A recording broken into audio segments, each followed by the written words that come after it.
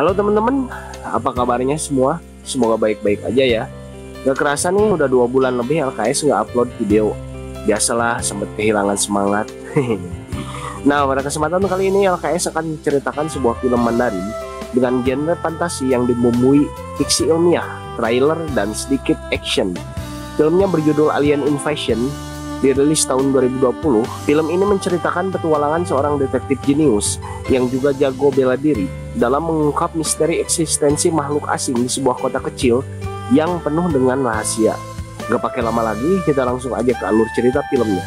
Tapi sebelumnya, bagi yang menonton video ini, jika berkenan silahkan subscribe ya, biar LKS tambah semangat membuat video-video alur cerita film yang lain.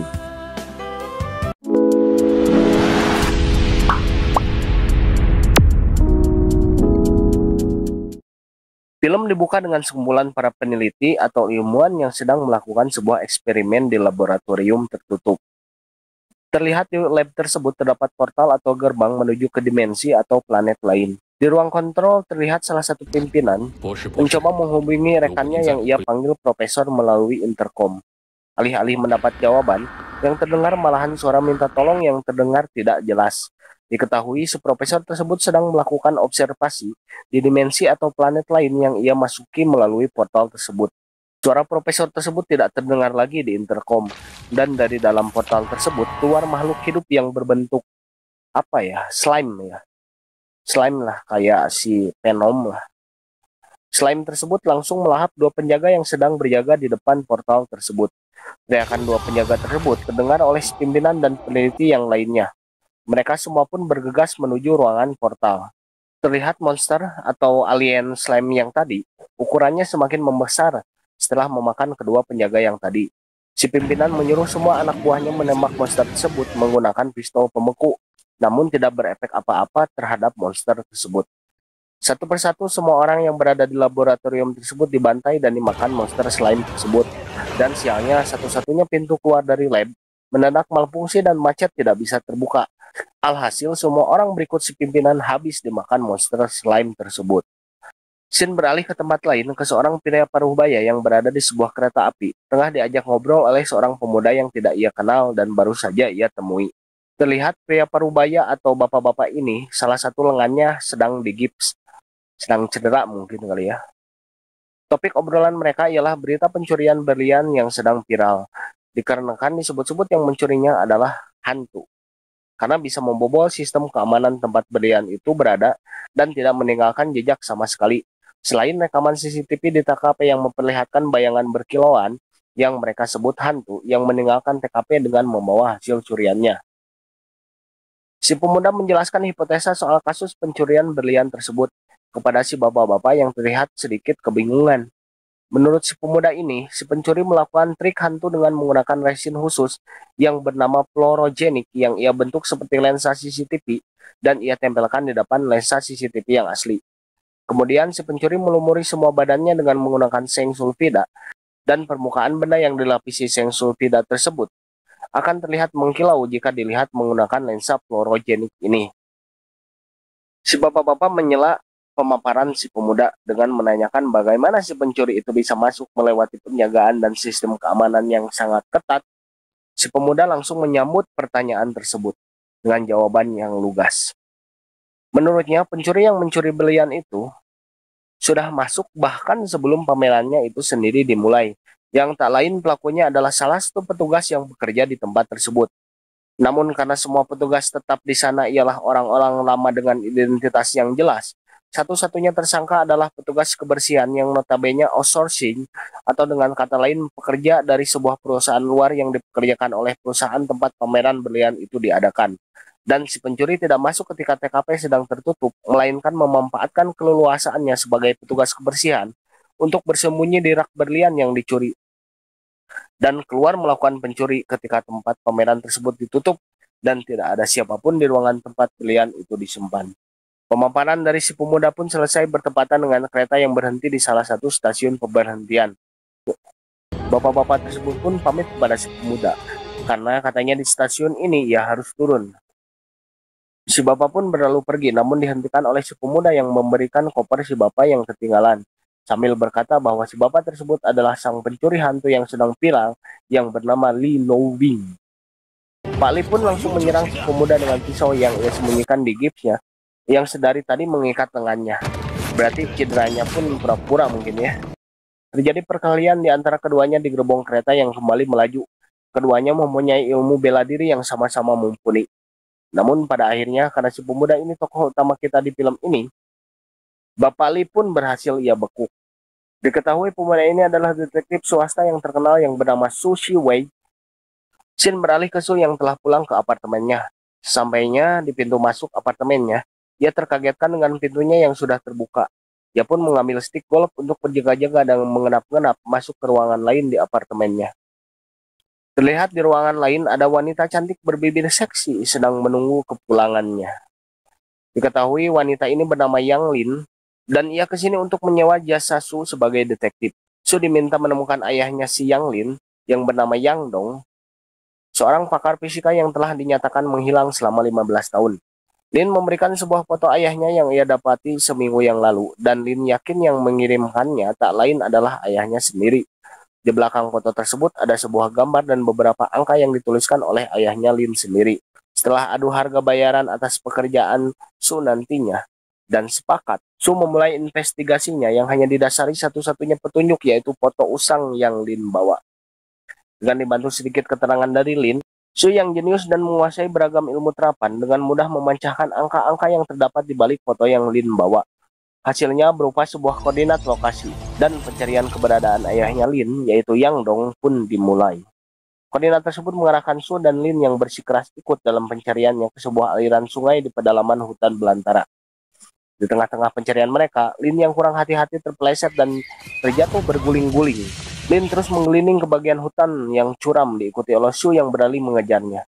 Sesaat sebelum Lin akan jatuh ke mulut gua yang vertikal, luweng kalau bahasa lokalannya malah gua yang vertikal teh.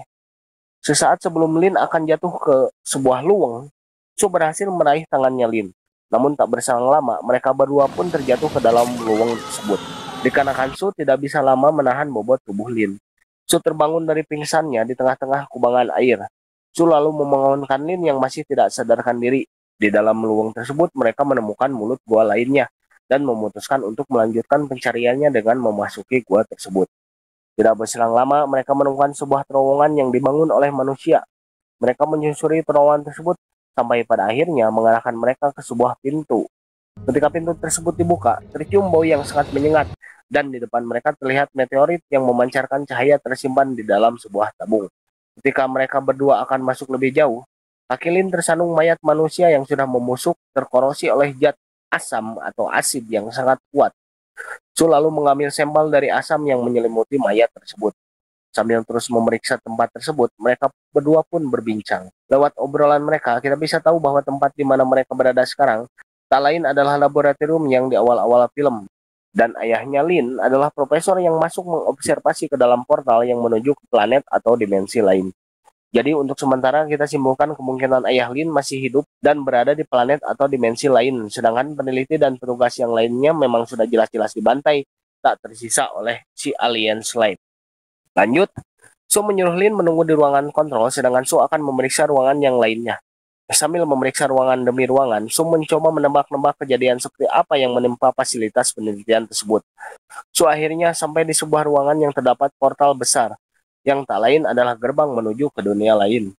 Lin yang mengotak-atik komputer di ruangan kontrol tidak sengaja menekan tombol yang menyalakan portal tempat di mana Su berada sekarang, yang menyebabkan Su tersedot ke dalam portal tersebut dan mendarat di dimensi atau dunia yang sudah bukan bumi lagi. Baru saja Su bangun dari jatuhnya, ia langsung dikagetkan oleh sesuatu yang bergerak sangat cepat mengintari posisi Su berdiri.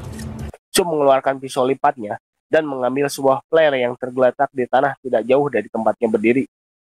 Baru saja selesai memungut flare tersebut, Su dikagetkan oleh sesosok alien yang cukup besar yang tiba-tiba berada di depannya. Si alien meraung dengan keras dan langsung melesat ke arah Su yang berlari menghindari alien tersebut. Namun tak berselang lama, pelarian Su digagalkan oleh si alien yang menjegal kaki Su, menggunakan semacam tentakel yang keluar dari mulut alien tersebut. Tidak mau jadi santapan si alien, Su dengan sigap memotong tentakel yang melilit kakinya menggunakan sebuah pisau lipat dan berlari menuju ke arah portal. Si alien meraung kesakitan dan lanjut mengejar Su dengan membabi buta. Sesaat sebelum Su akan dilahap oleh alien tersebut, Su meloncat masuk ke dalam portal dan menabrak Lin yang berada di sisi lain portal tersebut. Lin terlihat kaget sekaligus kebingungan melihat Su yang keluar dari portal tersebut. Muncul masalah baru. Portal terlihat menjadi tidak stabil, yang mengakibatkan fasilitas peserta lab yang menopangnya mulai runtuh. Su dan Lin yang tidak mau terkubur hidup-hidup di lab bawah tanah tersebut, memutuskan untuk berlari keluar dari sana. Terlihat meteorit yang sempat kita lihat di awal Su dan Lin masuk lab. Tabungnya hancur terkena timpaan puing-puing reruntuhan, yang menyebabkan meteoritnya terbuka dan langsung memancarkan semacam gelombang radiasi. Dan sesaat sebelum Su dan Lin mencapai areal terluar dari gua tempat lab itu berada, Su dan Lin terkena ledakan gelombang radiasi dari meteorit. Terlihat semacam energi menyelimuti Su yang terbaring di tanah. Tidak lama Su bangkit dan mencari Lin, yang nampaknya sudah tidak ada di tempat tersebut. Shin beralih ke Su yang sudah tiba kembali ke kotanya. Ia berjalan lunglai menuju ke apartemennya. Terlihat kembali energi yang tadi mengelilingi tubuh Su. Saya asumsikan energi tersebut adalah paparan dari radiasi meteorit yang mengenai Su. Su terlihat menelpon Lin, namun terdengar rekaman suara operator seluler yang mengatakan nomor yang Su hubungi tidak terdaftar. Tanpa Su sadari, lingkungan yang Su lewati berubah menjadi sangat aneh dan absurd. Di perjalanannya, Su melihat seorang gelandangan yang sedang mengais sisa-sisa makanan dari tong sampah. Gelandangan tersebut melihat ke arah Su dan mulai mendekati Su. Di dalam penglihatan Su, si gelandangan tersebut sesekali menghilang lalu muncul lagi sambil terus mendekati Su. Dan ketika sudah di depan Su, gelandangan tersebut berubah menjadi semacam alien yang lanjut menyerang Su. Su yang kebingungan tidak tinggal diam. Su lantas menyerang balik alien tersebut dengan memukul kepala si alien menggunakan botol dan lanjut memukuli si alien tanpa ampun. Namun tiba-tiba Su tersadarkan oleh teriakan minta ampun si alien tersebut. Dan pandangan Su pun kembali berubah. Yang Su pukuli sedari tadi hanyalah seorang gelandangan biasa. Su yang kebingungan dengan kondisi tersebut berlari meninggalkan gelandangan tersebut menuju ke apartemennya. Di pagi harinya terlihat kondisi Su sudah lebih baik. Su yang notabene seorang detektif yang tidak mempercayai hal-hal yang tidak logis, memikirkan kembali serangkaian kejadian yang menimpa dirinya. Tak lama terdengar suara notifikasi dari ponselnya. Su beranjak meraih ponselnya. Notifikasi tersebut menyatakan bahwa uang sejumlah 3 juta dolar sudah masuk ke rekeningnya dari sumber yang dirahasiakan. Mutasi uang tersebut adalah tanda bahwa pekerjaan Su dari Lin sudah selesai. Namun Su yang masih penasaran dengan kasus tersebut, merasa tidak puas dan memutuskan untuk mencari petunjuk-petunjuk lainnya tentang Yang Dong dengan menggunakan mesin pencarian di komputernya, namun hasilnya nihil. Di tengah kebuntuannya, Su memutuskan untuk merokok sebatang dulu. Su kembali teringat foto yang diberikan oleh Lin. Lantas ia men-scan foto tersebut, memindahkannya ke komputer, dan memperbesar pada bagian dinding tembok rumah di belakang tempat Yang Dong berdiri di foto tersebut. Dan benar saja terdapat alamat di dinding tembok rumah tersebut. Tidak mau membuang waktu, Su berangkat menuju alamat tersebut menggunakan mobilnya. Di tengah perjalanannya, tip mobil Su yang sedang memutar lagu mendadak mendapatkan gangguan statis. Su mengotak-atik tab tersebut sampai tidak memperhatikan jalan. Ketika ia kembali melihat ke arah jalan, ada sekawanan burung gagak yang terbang ke arah mobilnya. Su menghindarinya dengan cara membanting setir dengan mendadak, yang berujung mobilnya harus menabrak pagar jembatan di bahu jalan, yang menyebabkan mobilnya mogok seketika. Namun untungnya tempat tujuannya yaitu kota Simo ternyata tidak jauh lagi dari tempat mobilnya mogok. Su lantas memutuskan untuk melanjutkan perjalanan dengan berjalan kaki.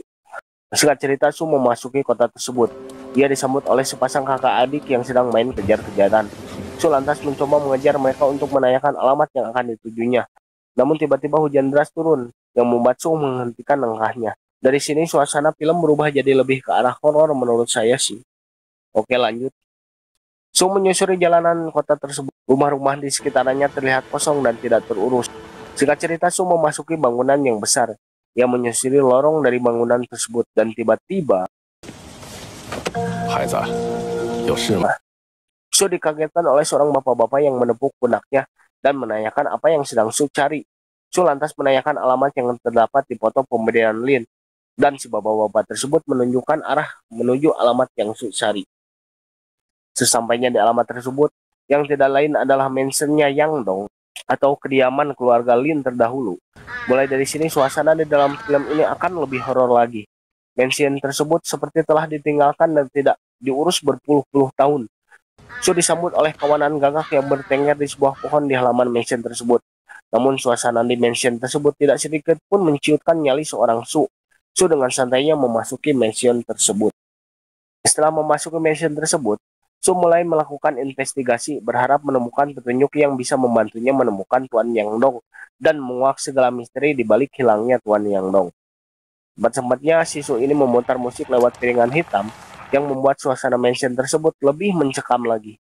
Su menyusuri ruangan demi ruangan di mansion tersebut. Dia menemukan lukisan keluarga Tuan Yang Dong dengan Tuan Yang Dong, Yang Lin, dan satu lagi wanita yang terlihat menunduk, wajahnya tertutupi rambutnya yang menyuntai ke bawah. Penyisiran Su pun berakhir di ruangan kerja Tuan Yang Dong. Sayangnya hanya sedikit petunjuk yang bisa ia kumpulkan. Maka dari itu Su menggunakan skill detektifnya merekonstruksi apa yang terjadi terakhir kali di mansion tersebut dengan menirukan segala kebiasaan dan gerak-gerik Tuan Yang Dong yang ia prediksikan lewat petunjuk-petunjuk yang sebelumnya ia kumpulkan. Singkat cerita, dengan teknik yang Su gunakan, Su berhasil menemukan sebuah jurnal yang disembunyikan oleh Tuan Yang Dong di lantai ruangan kerjanya. Su pun mulai membaca jurnal tersebut. Jurnal tersebut menceritakan tentang penelitian Tuan Yang Dong di kota ini untuk mencari alien berdasarkan pengetahuan dari istrinya. Di akhir jurnal tersebut diceritakan bahwa Tuan Yang Dong telah berhasil menemukan alien tersebut dan berujung pada sebuah malapetaka. Dan tiba-tiba Su menghentikan membaca jurnal tersebut dikarenakan muncul sosok wanita yang melintas dengan cepat di samping ruangan tempat Su berada. Su yang tak kenal takut bergegas mengejar sosok tersebut. Namun Su sempat terdiam sebentar ketika melihat lukisan keluarga yang sempat ia lihat di awal memasuki mansion.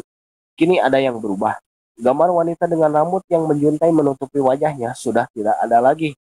Mungkinkah sosok yang Su kejar adalah sosok yang berada di lukisan tersebut? Namun apapun itu, lukisan yang berubah tidak membuat seorang Su mengurungkan niatnya mengejar sosok yang tadi. Su menuruni tangga dengan cepat dan sesampainya ia di lantai pertama, terdengar musik yang sempat Su putar tadi kembali diputar. Entah oleh siapa kalau sekarang mah diputarnya. Suasana semakin mencekam, tapi dengan santainya, Su mematikan piringan hitam tersebut dan melanjutkan pencariannya atas sosok yang tadi. Dia kembali menyusuri ruangan yang gelap dengan hanya bermodalkan cempor. Anda tahu cempor? Lentera lah kalau bahasa sekarang mah.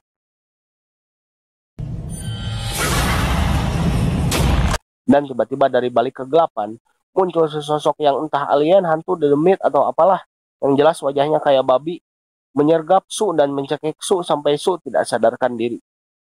Shin beralih ke Su yang mulai sadarkan diri. Ia terbangun dengan posisi terbaring di sebuah sofa di salah satu ruangan di mansion tersebut.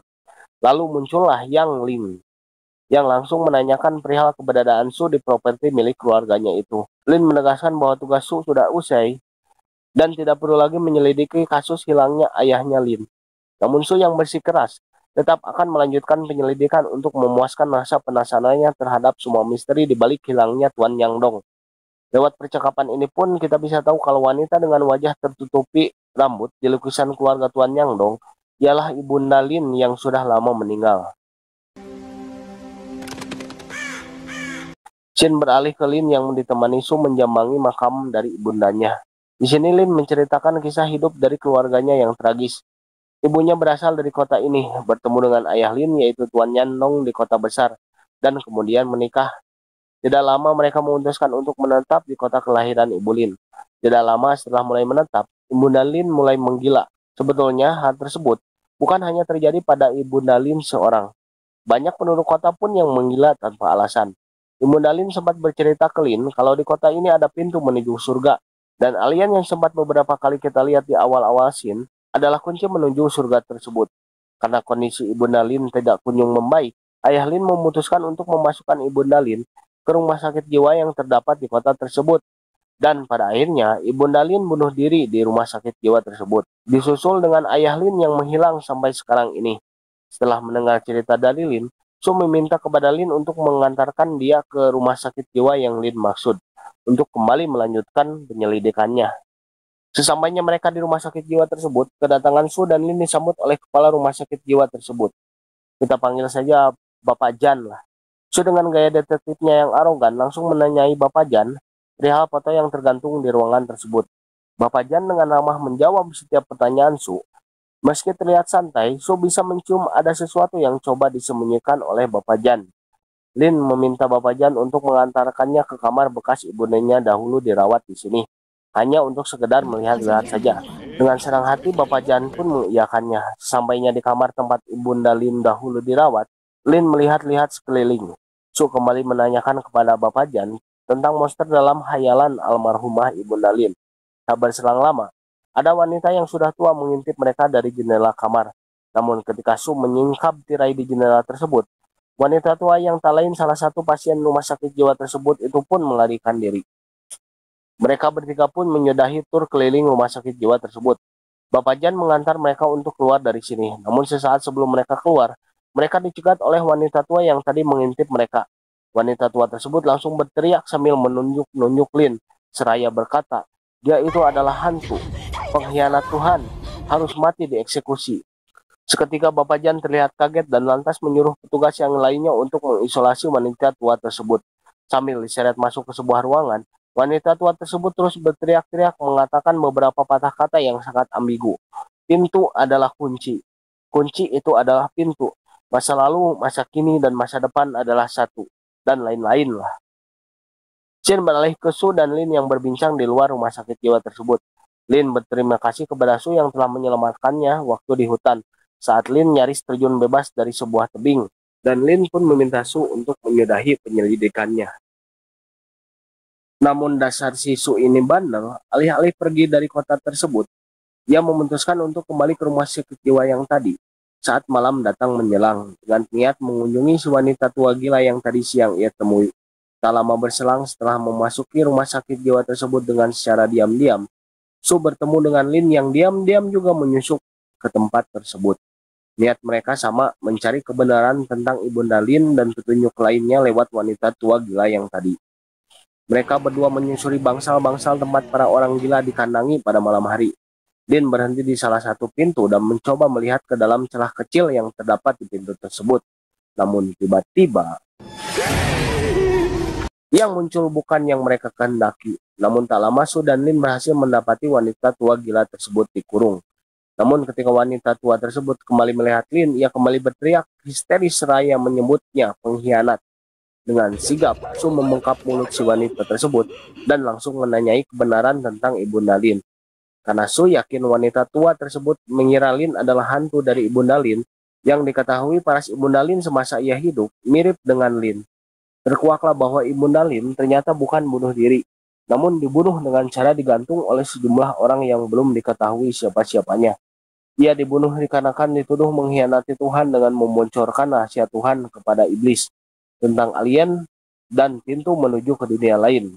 Belum puas mereka berdua mengorek keterangan dari wanita tua gila tersebut, datanglah dua alien yang menuju ke tempat mereka berada. Su dan Lin lantas bersembunyi di bawah ranjang yang berada di kamar tersebut.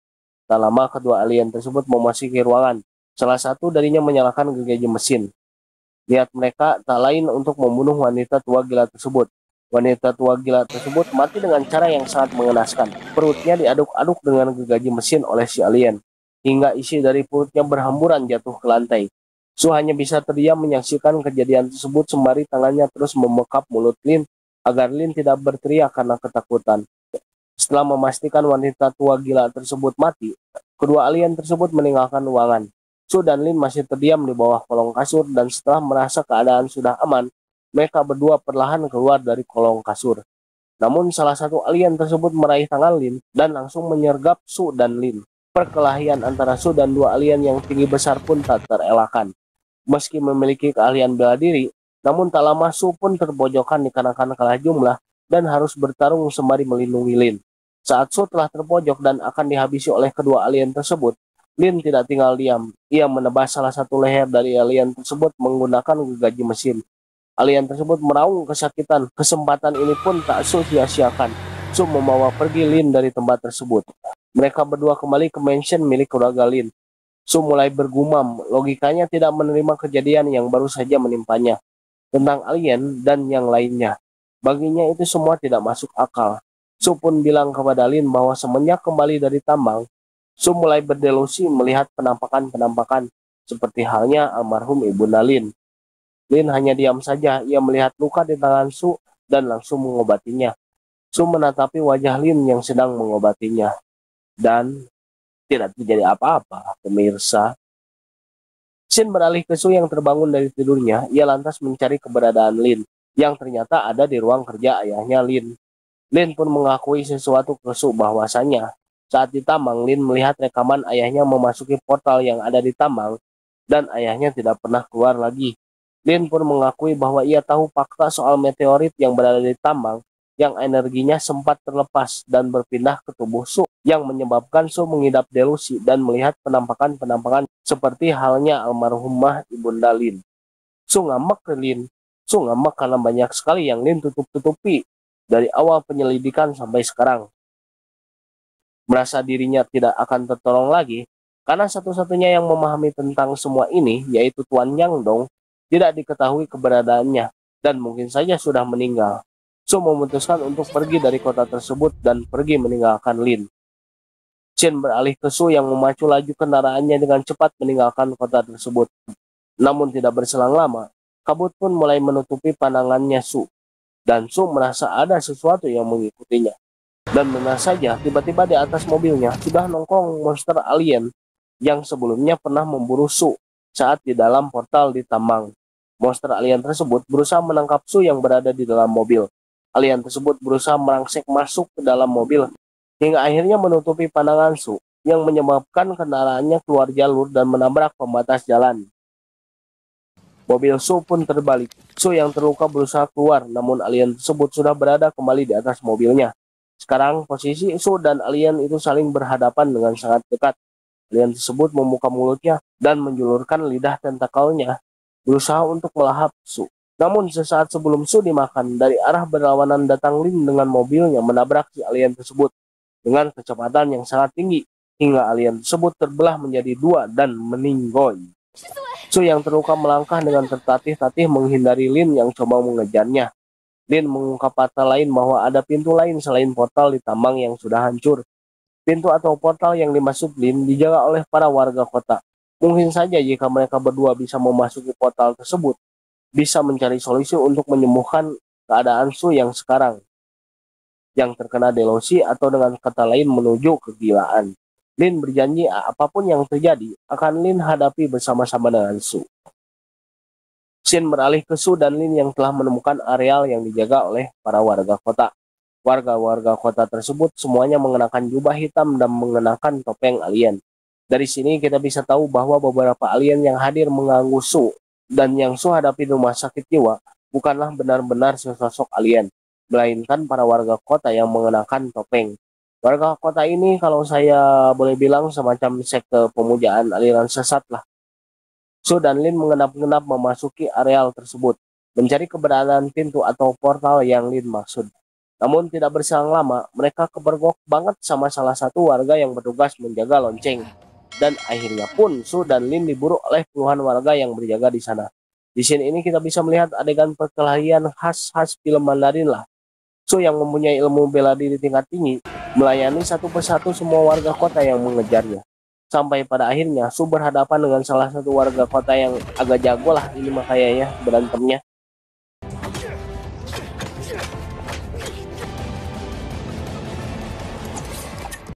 Namun tetap bukan tandingan Su. Namun saat Su berhasil memojokkannya, dari arah lain datang warga kota yang lain yang langsung menodong leher Lin dengan senjata tajam.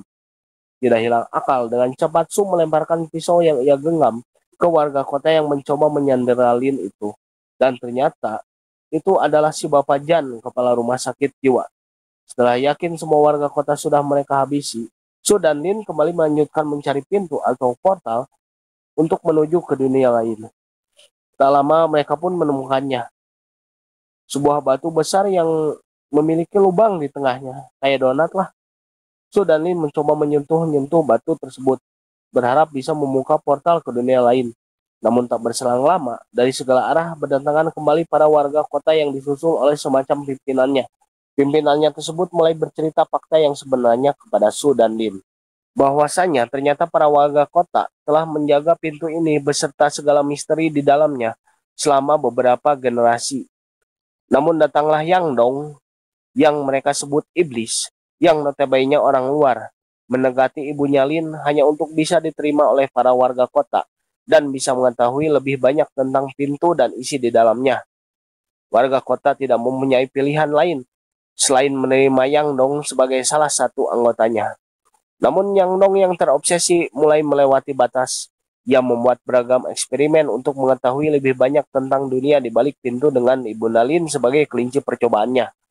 Hal tersebut membuat Ibunda Lin menjadi gila. Warga kota yang tidak tega melihat keadaan Ibunda Lin yang semakin hari semakin parah, memutuskan untuk mengakhiri hidup Ibunda Lin. Namun Yang Dong yang belum puas, mencuri meteorit dari tangan para warga kota. Meteorit itu yang sempat kita lihat di lab tambang yang energinya masuk ke tubuh Su ya. Yang Dong kabur membawa meteorit tersebut dengan tujuan melakukan penelitian kembali di tempat lain, yaitu ya di laboratorium di tambang di awal film. Su dan Lin hanya bisa terdiam mendengar pemaparan dari pimpinan atau tetua warga kota tersebut. Dan karena Su dan Lin pun sudah tahu tentang rahasia yang mereka jaga, maka Su dan Lin pun harus mereka bunuh agar rahasia ini tetap terjaga dan tidak menjadi konsumsi orang luar. Su dan Lin hanya bisa pasrah kali ini. Namun tiba-tiba dari tubuh Su memancarkan kembali bias-bias energi yang membuat portal di dekatnya bereaksi dan memancarkan cahaya di tengahnya. Tetua dan para warga kota tersebut mendadak takjub akan peristiwa tersebut. Mereka mulai meracau dan mulai menyembah-nyembah portal tersebut. Namun dari dalam portal muncul monster alien slime yang sempat hadir di awal film.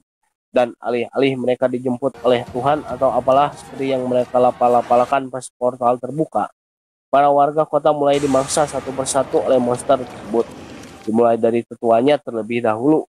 Su dan Lin yang melihat kesempatan tersebut tidak menyia-nyiakannya dan memutuskan untuk memasuki portal tersebut menuju ke dunia lain mencari jawaban untuk menyembuhkan keadaan Su. Sebelum memasuki portal tersebut, keduanya membulatkan tekad dengan berpelukan dan sedikit cipeka-cipiki. Singkat cerita, Su dan Lin memasuki dunia lain. Mereka berjalan tanpa arah. Tak berselang lama mereka menemukan seonggok pakaian dan peralatan lainnya lah yang disinyalir milik Tuan Yang Dong, ayah dari Lin. Namun tidak berselang lama, datang badai pasir yang sangat kencang yang menyebabkan keduanya terhempas dan terpisahkan. Shin beralih ke Su yang baru saja siuman. Ia tidak sadarkan diri akibat badai tersebut. Ia tidak mendapati Yang Lin di dekatnya. Ia berdiri dan kebingungan tanpa Lin bersamanya. Ia melihat ke sekelilingnya. Tidak ada apa-apa. Di tengah kebingungannya, ia pun berteriak sekuat tenaga. Dan film pun berakhir. Gimana teman-teman endingnya? Sangat-sangat nanggung ya. Ya nanti saya cari sequelnya. Mudah-mudahan ada yang keduanya. Nanti saya bikinin lagi alur cerita filmnya. Terima kasih bagi yang sudah menonton. Kalau berkenan, boleh tekan tombol subscribe-nya. Kalau suka, boleh juga kasih like ya. Sudah saatnya LKS pamit undur diri. Sampai ketemu di video-video selanjutnya.